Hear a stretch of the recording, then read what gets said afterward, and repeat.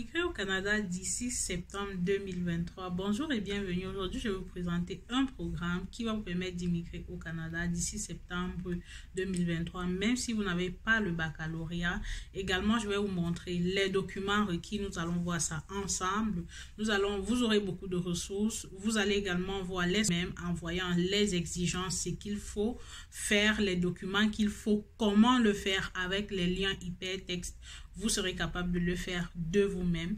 Et aussi, les étudiants, vous savez, depuis un moment, les étudiants peuvent travailler 20 heures la semaine et 40 heures pendant les congés. Ça, c'est jusqu'à, on verra d'ici...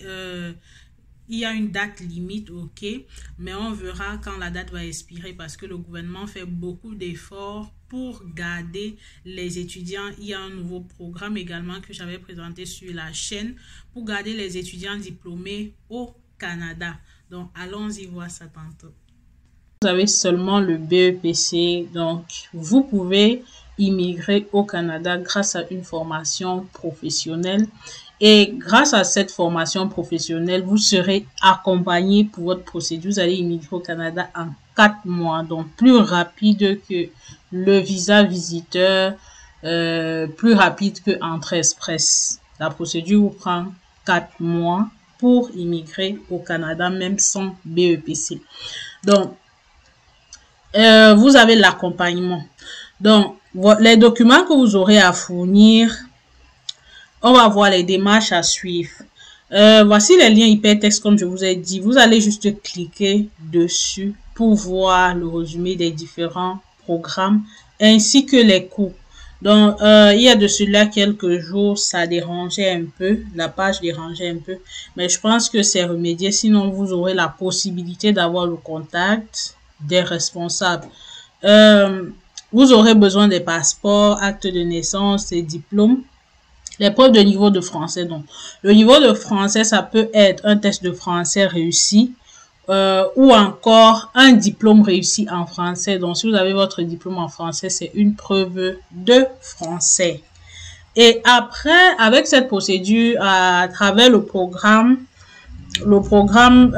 nouveau programme pour retenir les étudiants, j'en ai parlé dans une vidéo qui est de plus en plus souple pour permettre aux étudiants étrangers au Canada de rester après leurs études.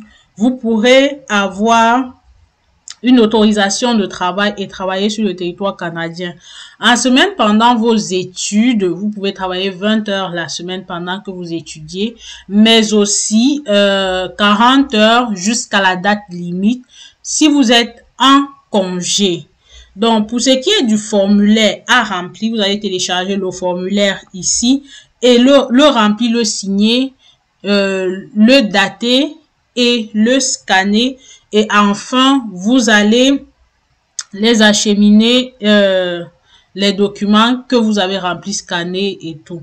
Maintenant, si vous finissez, genre, voici l'adresse email où vous allez envoyer ça quand vous aurez fait tous vos documents.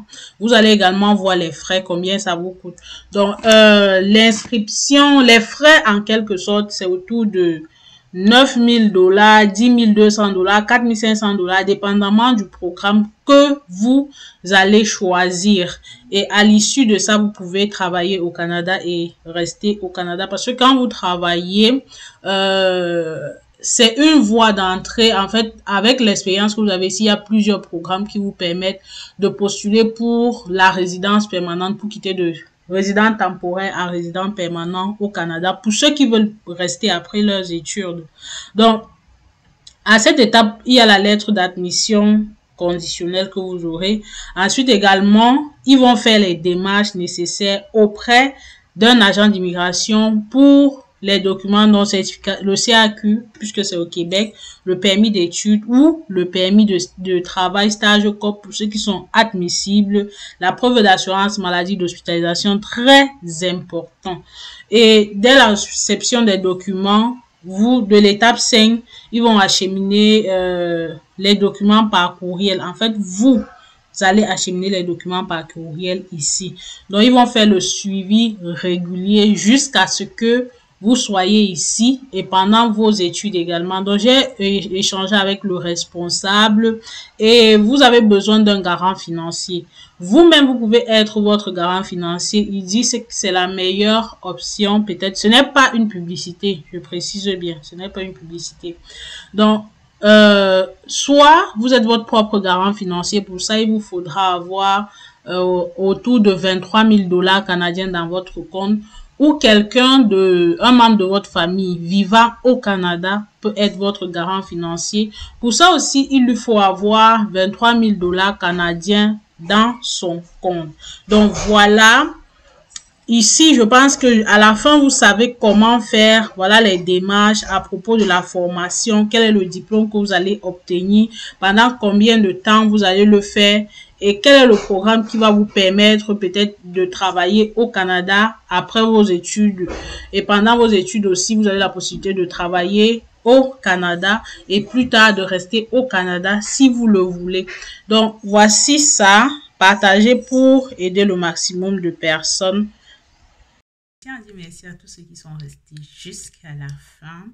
Et merci à vous qui vous abonnez, à vous qui partagez, pour vos messages d'amour et d'encouragement. Merci à ceux qui rejoignent la page, qui mettent de leur argent pour m'accompagner volontairement. Et je vais vous souhaiter beaucoup de courage et à une très prochaine vidéo. Bye bye.